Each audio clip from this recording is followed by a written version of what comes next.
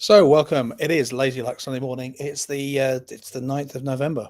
And actually, although I call it Lazy Like Sunday morning, my Sunday mornings are rarely lazy. So I spend all week working. I spend most of Saturday in the grounds doing bits and pieces, and often on a Sunday there's stuff to do. But here we are. I thought I'd jump on, do a bit of a live, see how we're doing. So a few people coming into Insta now. I'm currently broadcasting to Insta, Facebook, and YouTube. Good morning, those of you on Insta.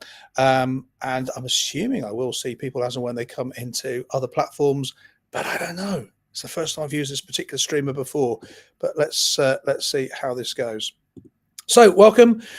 We can talk about making money, saving money. We can talk about tax. We can talk about problems. We can talk about Rachel Reeves. We can talk about Suck Here, Starmer. We can talk about anything you like and just see where the conversation takes us. That's all to the positive. I'm also very interested to hear if you are trying to make sense of a business right now, or if you're trying to figure your way through balancing your life with work, with the need to pay for things. We can talk about that if you wish, but put your questions, your comments, your observations in. I'll be really delighted to jump into that conversation with you. 70, hello. Norton, good morning to you. Jordan Clark, hello. Nuttall Amanda, I'm assuming it's Amanda Nuttall, but I don't know, maybe it's Nuttall Amanda. Alistair, good morning to you. John J. Med, good morning to you. Welcome, everybody. Those of you on Facebook, those of you on YouTube, hi, good to see you as well. We're talking today about money. We're talking today about how we seem, whatever kind of government you believe in, we seem to be in a situation where we are anti-business. We seem to be in a situation where we have a government that does not want business not only to have an easy ride, but almost it wants it to fail. It wants it not to succeed. We seem to have a government that is, I think, determined not to actually let businesses get themselves set up, get up and running.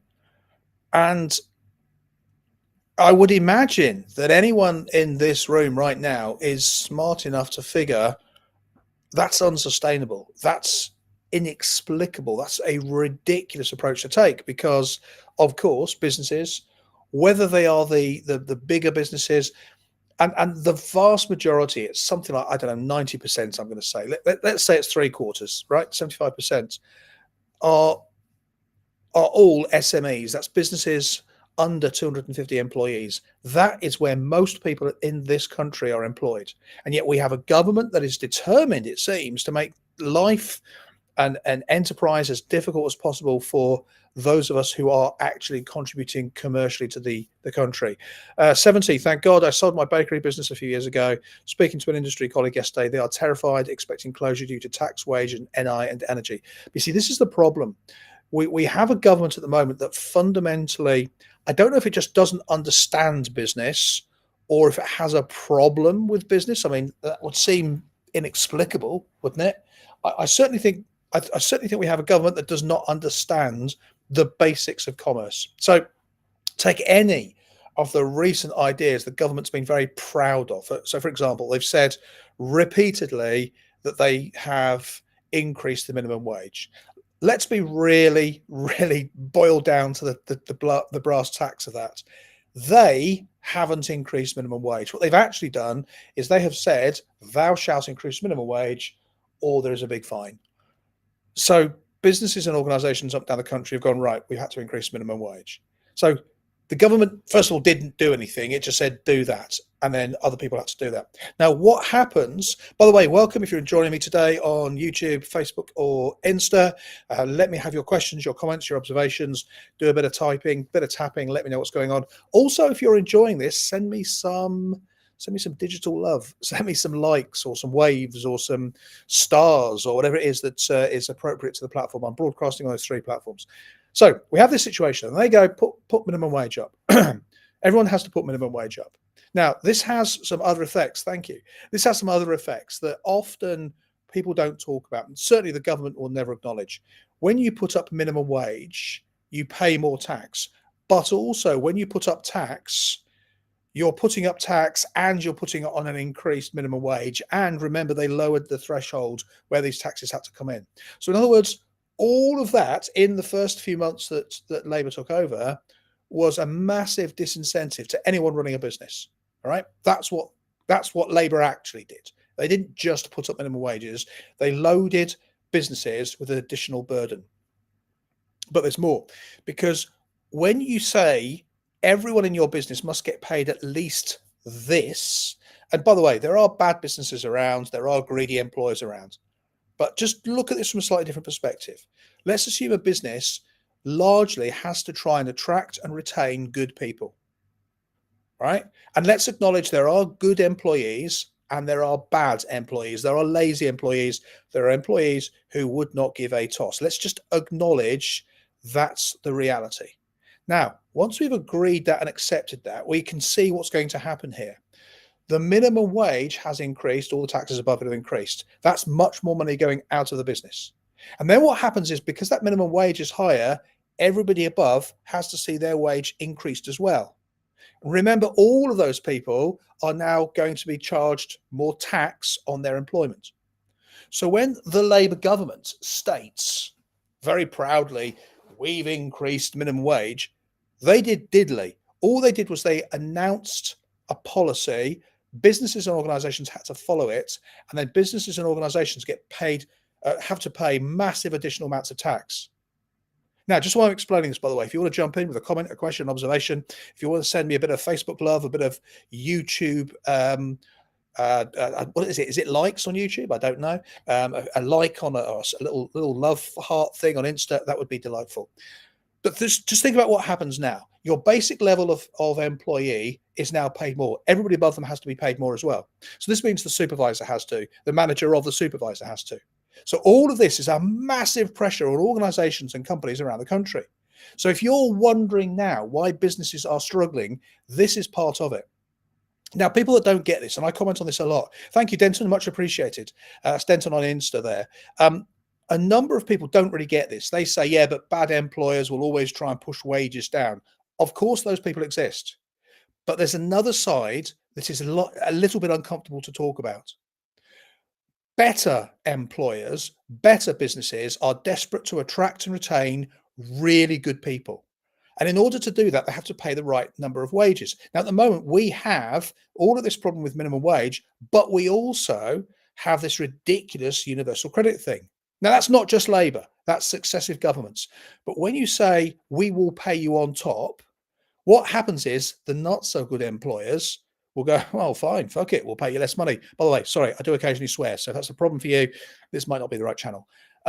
So they will undercut other businesses because the universal credit will come in. So then other companies do the same. And what we end up with is, and I will tell you this straight, doesn't matter what kind of politics you are into. I'm not here to shout for any particular political party. I am here, however, to call out who we've got at the moment. Who we've got at the moment is Labour. And what we have at the moment is a massive pressure on businesses solely created by governments. They've forced a minimum wage, which has all the upward pressures I've talked about. They've increased taxes on all that employment, which is the problems we've talked about. And they are undercutting, the government is undercutting businesses by saying, if you don't pay beyond this, we will make up the money. And so you end up with a bunched up lower level of worker. And by the way, when I say lower, I'm making no judgment on them as people. I'm talking purely commercially, just so we're clear. And that means that those people, whoever you hire, you're going to have to pay them that minimum, which means everyone above it, you end up compressing the whole thing. It's not easy for me to want to hire that person and pay them a little bit more, even though perhaps their skill set or experience isn't that good, because their attitude is so good. I want to pay them more money, but I can't, because minimum wage means I've got to pay all of these people this amount. Let's pick up some of your messages. And by the way, if you're on YouTube or Facebook right now, lovely to see you here. This is my first broadcast onto those platforms. I've done more previously, but just on the platform I'm on now. Insta, I can see we have a few questions and comments there. Let me just jump into some of these. But YouTube and Facebook, do please drop me a few comments. I want to just ensure this is working. Wandering Welsh family, we shut our small plumbing business down when they came to power. We were struggling with VAT as it was. Then they did all this. We made the choice to shut it. 20 years gone. I'm really sorry to hear that. VAT is another interesting one. And by the way, if you don't understand this, right, I don't claim to be anything other than able to explain some of these ideas that are a little bit more to the point and simple, because that's how I like it, right?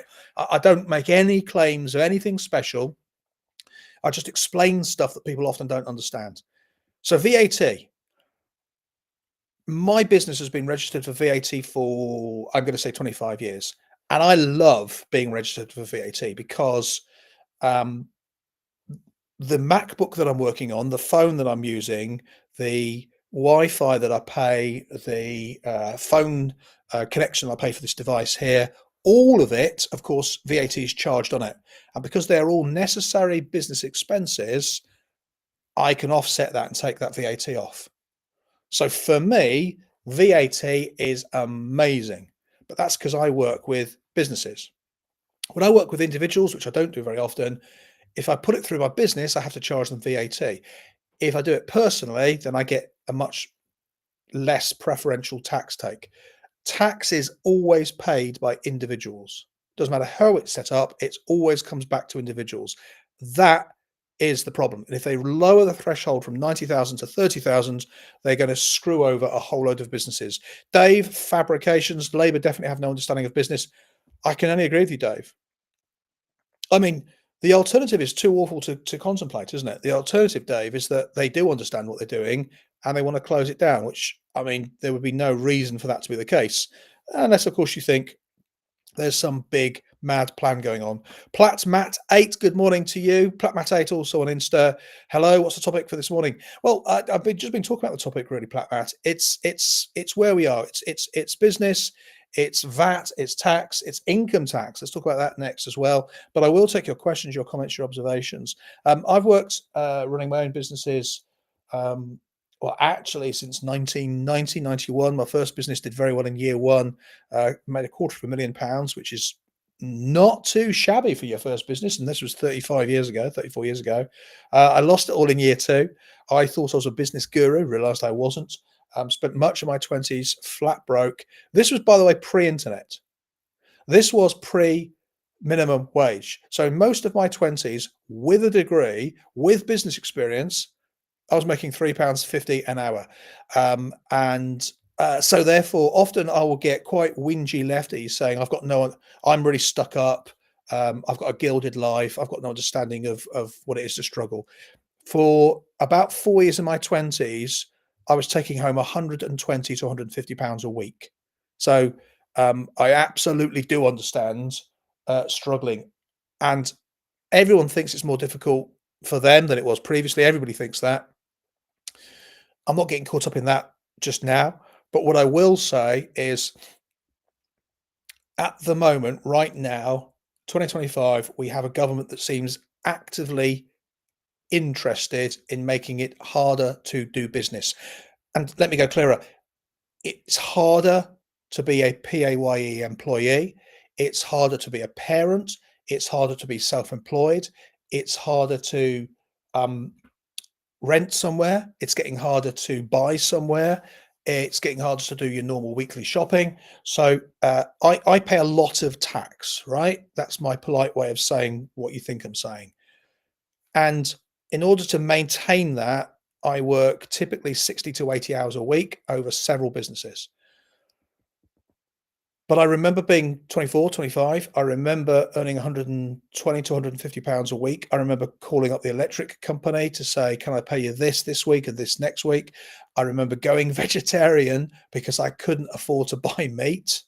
I remember buying cheap shit cider down the local corner shop because I still wanted to drink, but I couldn't afford to buy nice stuff. This isn't me doing bleeding hearts. This is, I get it. I think at the moment we have a government um, that is making it more difficult, whether you're trying to launch a business, launch a side hustle, if you're trying to buy stuff and sell it on Vinted, right? What a great little business that is. And I think we've got governments trying to make that harder. Let's pick up some more of your messages. Toe caps, thanks for speaking about it in plain English. That is really my effort here. Thank you. Miss Dolly Doodle, that is exactly why they're doing it. They have to destroy everything to gain total control. It's all by design. So, is it all by design? There are people who think that. I've largely said I don't believe that to be the case, and I think I know you're going to quote the WEF at me and have nothing and be happy in 2030 and 15-minute cities and all those things, and I think there are some unfortunate parallels. I would agree with you. Some unfortunate parallels. Do I think it's by design? I think that's much harder to argue. I think it's. I think it looks like it is. I think it feels like it is. I think it's actually ineptitude, poor planning, poor organisation, and I think we also let's consider this, right. If you are an MP for one term, one 5-year term, each year you get 1/50th of your salary set up as a pension. So actually, let's make it 10 years, 2 terms. So you will then get 10% of your salary, but that's guaranteed with uplift. So if the MP salary currently is 90,000, if you do just 10 years as an MP, you will have £9,000 a year, but future proofed. Now, the problem is that's not much shy of a state pension currently at 11, for which you'd have to put 40 plus years in. And so I honestly think MPs, even ones that go in determined to do good for the world, I think MPs get caught up in what they can get out of it. And I think they get themselves so dependent on the machine, on the subsidized meals, on the let's be honest, it must be a real blast being important enough to be an MP, right? Um, they get all of that ego trip, and then they get this salary, and every year they hold on, they get a decent chunk of their salary guaranteed for the future, and that's before all the other benefits. So that's, I think, the problem, Miss Dolly Doodle. Welcome, by the way, if you're just joining us. Here we are on Lazy Like Sunday Morning. I'm broadcasting currently to YouTube, Facebook, and Insta. Up until about May of this year, I was only really using TikTok. I've got 356,000 followers on TikTok, and I was broadcasting on there quite regularly. Insta started to move for me in May. I will get back to your questions and comments in a minute, by the way. And YouTube and Facebook just could not make any impact.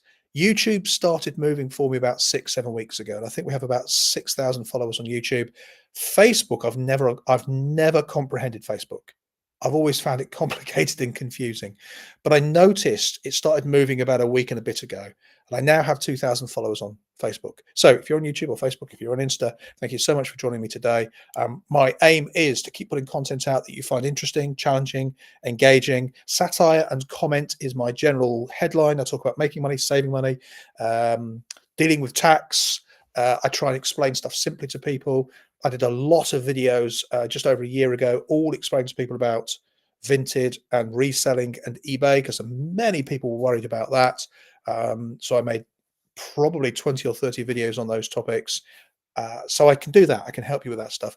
I also, because I like writing satirical stuff, put these little sketches and pieces out as well that I hope people will find entertaining and thought provoking too. If you like what I do, please make sure you're following me. Do that right now, just in case you don't see me again. That would be a shame, wouldn't it? But I also would encourage you to check my profile. There's a link there to my link tree, and you can get more about me there, including a thing called the 5-day reset. That is, as it sounds, help you to make more money, save more money, and get more balance in your life. Runs for 5 days, and it also invites you to the Wealth Formula, also free. It's a community. It's a new community. I've been trying to grow it. It's now available by invite onto Slack. It is free as I set it up. If you were to join it today, there is literally nothing to read there. But as I start to see people join it, then I will start putting content on there that does not get onto my platforms. But I need some people to go, yeah, we'll take it out. Right, Platmat, have we discussed higher rate tax paying people getting a double penalty with capital gains tax? 20% pays 18%, 40% pays 24%. Well, I don't think we have specifically discussed that, Platmat. But I think I will tell you this: there is a basic unfairness. Right, politicians love using the word fair. So I live in a very expensive house. If I continue as I am at the moment, I currently pay 5.5 grand per year council tax. I don't use any council services beyond the ones we all use, roads and um, yeah, we all have to contribute to social care and all that stuff, right? So, but I don't directly use any of those except the bins. So I pay 5.5 grand for a fortnightly bin collection. Now, if Rachel is to be believed and they put a mansion tax on, I'm going to be hit by that. And the kind of figures they're talking about currently might put another £1,000 a month onto my home. Now, if you want to talk about fair, how is that fair? Because that wasn't the case when I bought it. If they put a CGT charge when I exit the property, that's it. It's literally a pointless, ridiculous, terrible choice me having got here. These are the problems. They changed the rules. Capital gains allowance was once 12k per year, now down to 3k. What next? Zero. Probably, Platmat. I bought property in investment property in 2004, and at the time they had a taper from 20%. This is from memory, 20% to 10%. So you would pay, if you bought property and sold it a year later, you'd pay 20%, and it climbs down after 5 years to 10%. That seemed to me to be reasonably fair, but of course we're changing that. Dave, I'm very close to the VAT threshold now. If they lower it to 30k, I'll most likely wrap things up. Might go on a gardening leave as it is this year. You see, Dave, this is the thing, and I've seen people on this platform, and again, I don't mean this horribly or rudely to anyone. Young people who don't seem to know what they're talking about, saying, "Oh no, it's good if the VAT level comes down to 30k. That makes it fair for everyone." And I want to scream through the screen and say, you don't get it. You're going to pay that tax. It's you, because some businesses will close, as you said you might do, Dave. Some businesses will close. There will be a spike in people doing cash jobs for people that can. I mean, let's just call it like it is. Of course there will. So the businesses that close, the Treasury will not only not get that, but they won't even get the company tax. People that use cash, they'll get no tax there. And that will leave a much smaller number of businesses. And they will charge VAT because perhaps they've got a better system going, perhaps they engage with digital payment, whatever. But that extra 20% will be passed on to you. So if I do a job for you for £100, it's £120.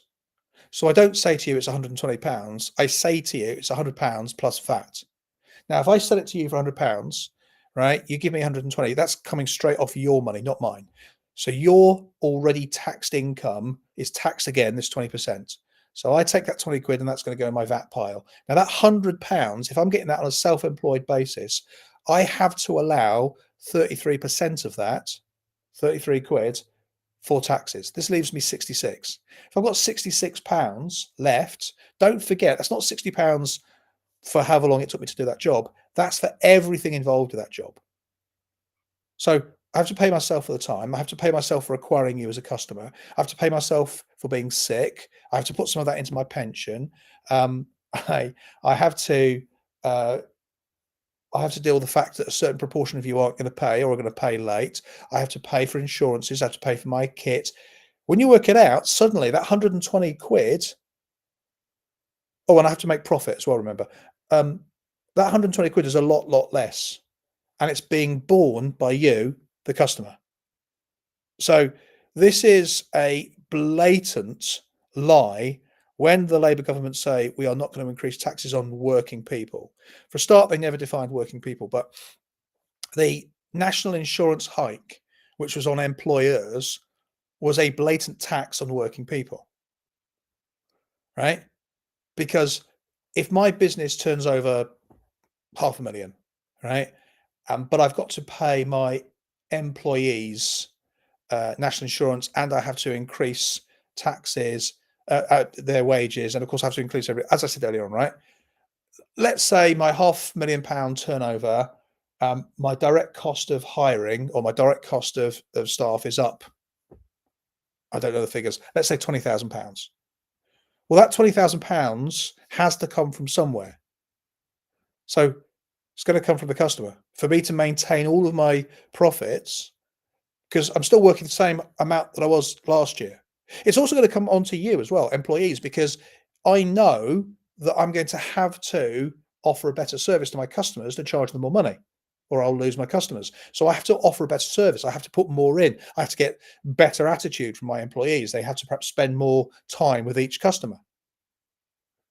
So if you, since we talked about plumbing earlier on, if you have a plumber come round and his arse is hanging out the back of his jeans and he's 2 hours late and his van looks like it was, you know, distinctly not road legal and pumping out fumes of toxic smoke, and then presents you with a 120 quid bill, you think, huh?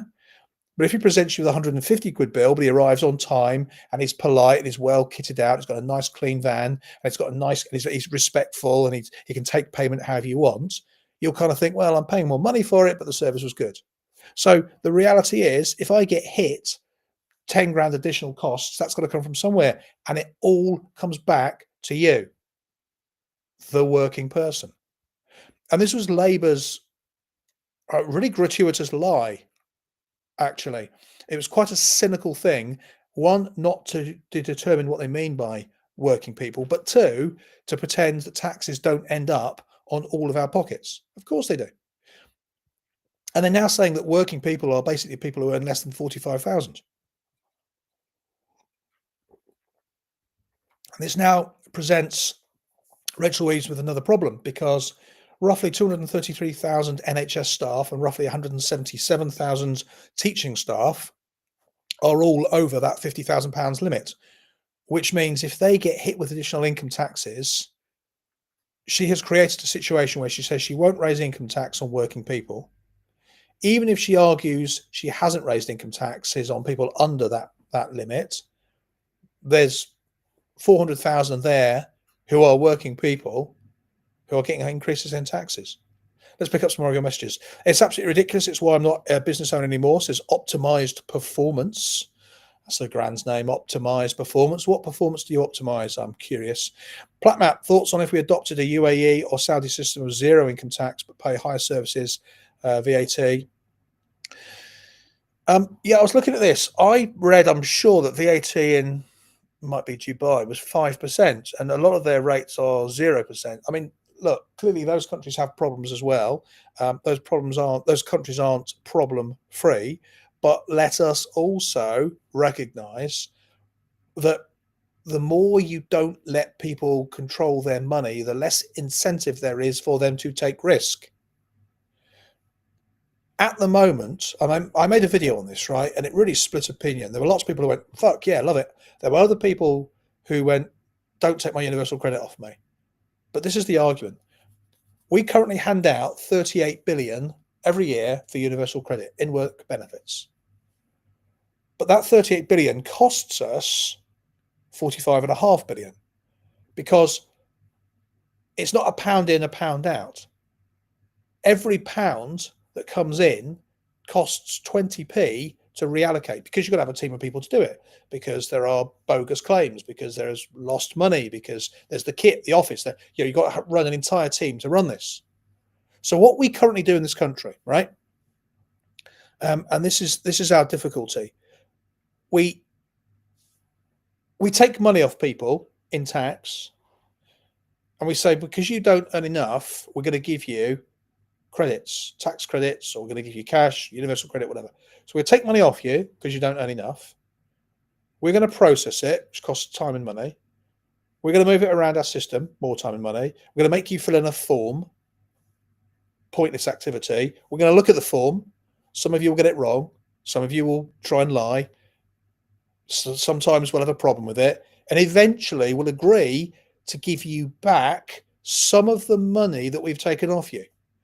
That costs us 7 or 8 billion with a B every single year. But what we could do is we could lower tax rates for people who are coming up to that 20%. So we could lower the rate, make it 17%. We could raise the thresholds. Currently it's been 12.5 grand, as Platmat says there, fiscal drag. We could raise that 12.5 grand later before you start paying tax, and then the rate. And we could lower corporation tax, which would mean more companies would be interested in working here. We'd get less companies wanting to leave because they'd go, well, maybe I could get slightly cheaper there, but I love the UK. Currently, what we have is, well, I like the UK. It's going downhill fast, but my God, the rates are tough. Sod it. I'll go and live somewhere else. I don't really want to live in fill in the gaps, but the tax makes this impossible. So what we do is we tax very, very high. We give appalling shit service back. Public sector in this country is on its arse for many reasons. So we charge vast amounts of money for service. We deliver piss poor service, and it's never anyone's fault or responsibility. And then in the mix of all that, we allow you to have some of your money back as a benefit, as a bonus. We could cut out layers and layers of government non-jobs and just let you keep more of your own money. And then if you wanted to start a business or a side hustle, if you wanted to spend your evenings going through eBay or Vinted, or if you wanted to spend your Saturdays in car boot sales or charity shops and then reselling, right, all of which is hard work, you would do it because you could keep more of your money. If we made it easier for you to keep your money when you got a promotion, it would be worth getting a promotion. And you might say, well, I might have to work a couple of extra evenings a week, which is going to damage my family time. But on the other hand, I'll have more money for the nice family stuff. So that's the trade-off. At the moment, what we say is you've got to put all that time in just to pay your basic bills, get no family time, and get no nice stuff. We've perversely inverted the whole thing. We've made it really attractive to work less or not work. We've made it really attractive to avoid paying taxes. And we've made it really unattractive to put effort and time in. Why get a promotion if the tax rate increase will soak up most of the value? If I got ill today, I would be eligible for no benefits because of the amount of money that I have stacked up and because of the assets that I've acquired. And if your argument then is, oh, well, that's fine, that's fair. It's not fair. It's not on any definition fair. I have paid into the system lots of money for a very long time because I'm required to do so. But then there is no safety net if I ever need it. If somebody has not paid into that system for a very long time and has never really done anything and has acquired nothing, then there is a safety net for them. And we may argue that the safety net is not comfortable or not adequate or not enough, but there is still a safety net. I will be eligible for literally nothing if I needed state support. I have a Band H house. I pay £5,500 council tax, and the direct services that I access are fortnightly bin collections. A Band A house might have 5 adults in it, might pay £2,000, £3,000 less than me, and might access all of the services and might not even pay council tax because of their level of income. Very low income, therefore they get support. Now, I'm not saying they shouldn't have support, nor am I saying I should get loads of great stuff. But what I am saying is that the whole thing is perversely disincentivized. We ought to be saying, if you've put more money in, you will get support. We ought to be saying you will get support for a certain level, and then you're kind of on your own. We ought to be saying, if you decide to get off your arse and work instead of 16 hours a week, 40 hours a week, we'll move heaven and earth to make it good for you. We ought to stop tinkering around with the markets and businesses and telling them that they ought to pay this, this, or this, because government doesn't know what any sector should be paying. Human performance optimization, working with high-performing teams and military, etc. Oh, blimey! Okay, optimized performance. That's a grand bit of title there. Just quickly jumping into your questions, comments, observations. If you're joining me today on this Sunday, good morning. Good to see you here. I'm going to be chatting a little bit longer. We have 5 of you on Facebook or YouTube. Actually, we have 3 on Facebook, 2 on YouTube, and 26 people currently on Insta. Lovely to see you all here. I will please ask a question, if I may. If it's possible, if you're on YouTube or Facebook, could you at least say hi, hello, something for me just now, just so that I know the tech works, because I'm using a different streamer over here. I'd really appreciate that, please. Facebook or YouTube. Insta, thank you very much. Nice to see the messages coming through. I'll chat a little bit longer. If you're not following me already, please follow me. You get stuff like this. Let's be honest, whether you agree with me or disagree with me, It's good, high quality content. Also, I put videos out generally on a daily basis, and they are based around satire, comments, and as I have been today, putting the world to rights. If this is your kind of content, let me know. Also, you can join my Wealth Formula community. We talk about three main things: make more money, however you business, side hustle, working for yourself, getting promoted, getting your first job. We will help you with that. Saving money, not avoiding your daily coffee, if that's a thing you love. Oh, thank you for that. I got some balloons there on Gregory Pepper. Thank you so much on YouTube. Thank you, Gregory. That's much appreciated. Oh, that's cool, isn't it? Sorry, Insta. I have some balloons there from Gregory Pepper. Thank you, Gregory. I now know that works. Cheers. Appreciate it. So we talk about making money, saving money. There are often things we can do to reduce what we spend. And three, getting balance in your life. I work 60 to 80 hours a week, but I don't complain about it because I love my business. I have no intention to retire, not because I don't think I can afford it. If I moved out of the mansion, I could reasonably comfortably retire now. I could probably spend the rest of my life traveling around Europe on trains and vans and staying in nice little hotels. I appreciate that I can do that, but I like being able to do what I like doing at the minute. But that's what I want to do. You might have a different perspective on life. So if you're interested, check that out. Check my profile, find the link tree, go and take a look at it. Let's pick up some more messages. I don't want to pay high tax or get stabbed. The latter seems to be overlooked as a reason to emigrate. Well, Chiefs PC, yes. I mean, I think there's an interesting thing, isn't there? More and more people saying that they find big cities now a little bit scary.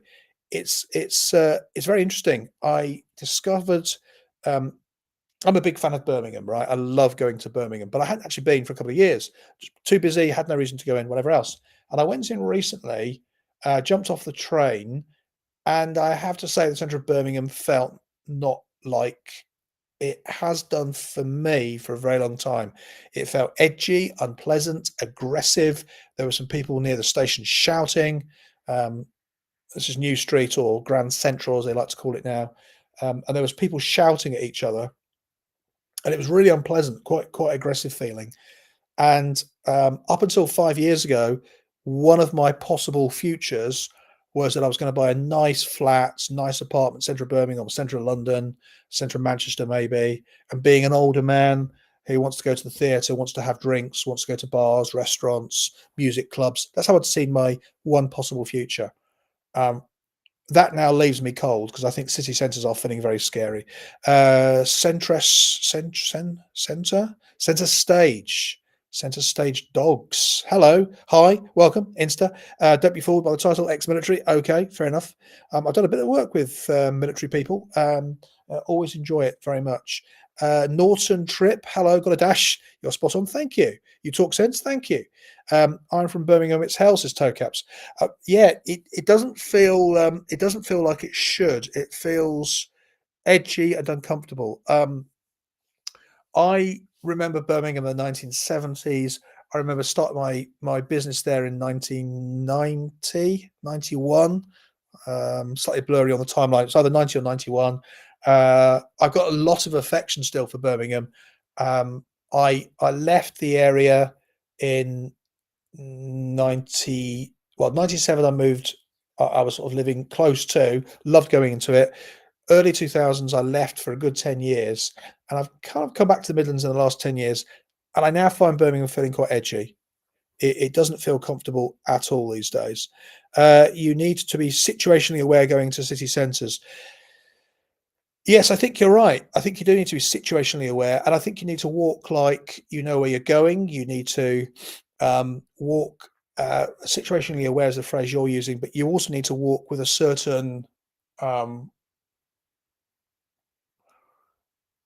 it's not quite a fuck you look, but it's I'm going here. I don't need to talk to you. I don't need to get distracted. This is where I'm going. And that takes a little bit of performance and it's not entirely comfortable. Too many non-brummies is the problem. Yes, I see what you're saying there, Toe Caps. Thank you. I think I've caught up with all my messages, comments. I will run for a few more minutes. Other than that, I'll start to bring us to a close. Charles Murray, hi. Do you support Nigel Farage? Although I talk extensively about what I don't like in politics right now, I don't talk about the politics that I do support.